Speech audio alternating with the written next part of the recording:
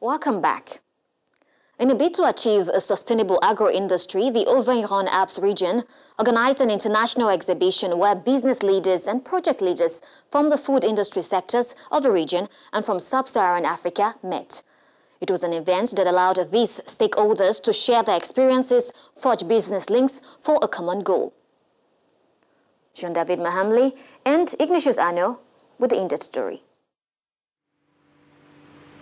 For the first time, the international exhibition of the Auvergne-Rhône-Alpes for French-speaking Africa brought together African and French businessmen.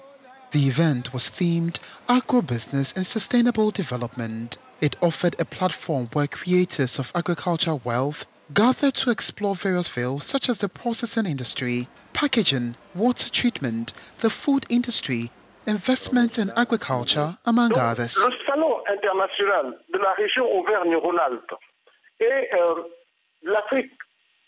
The international exhibition of the Auvergne-Rhône-Alpes French-speaking Africa region enables industrialists from the region to meet producers face-to-face. This is so that they can establish direct relations on the spot. First, so instead of buying at €3, they'll buy it for €6. And so this gives them the power to control their lands instead of foreigners who come to produce.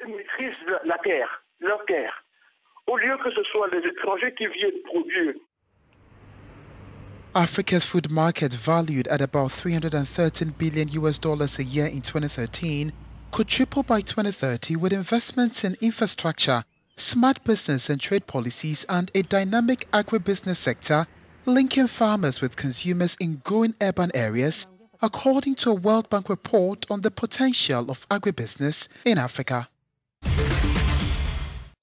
Our final story is from Kenya. For Labor Day, 1st of May, some men and women around the globe were interviewed. People whose jobs are becoming increasingly rare, particularly as technology transforms societies. Here's the portrait of Samson Muli, a 42-year-old father of two who sells water in one of the famous districts of Kenyan capital, Nairobi. Here is more with Mike Adibie and Serge Mankou. The scarcity of running water in the poorest districts of the Kenyan capital, Nairobi, has allowed Samson Muli, a water seller in the Kibera slum, to eat every day for 18 days.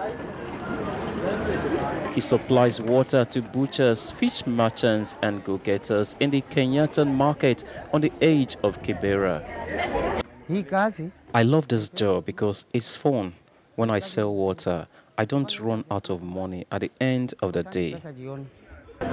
Every day, he fills 20-liter jerry cans, 15 pieces at a time, on a cart. He then pushes it to his customers.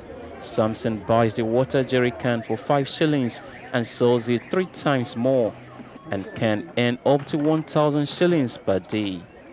A very meager profit, but enough to get out of poverty, he assures. When I was younger, I wanted to become a businessman. Previously, I opened a retail store that eventually closed, so I decided to start selling water.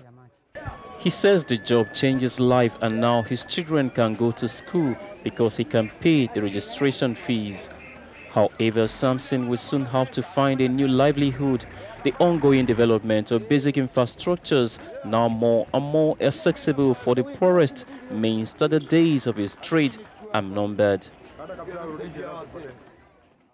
Well, that's all for this week. Thank you for watching. Please continue to share your views on our social media website, Africanews, or you can reach me directly on Twitter at AfolakeG and on Facebook, Afolake Oinluyi. Till then, goodbye.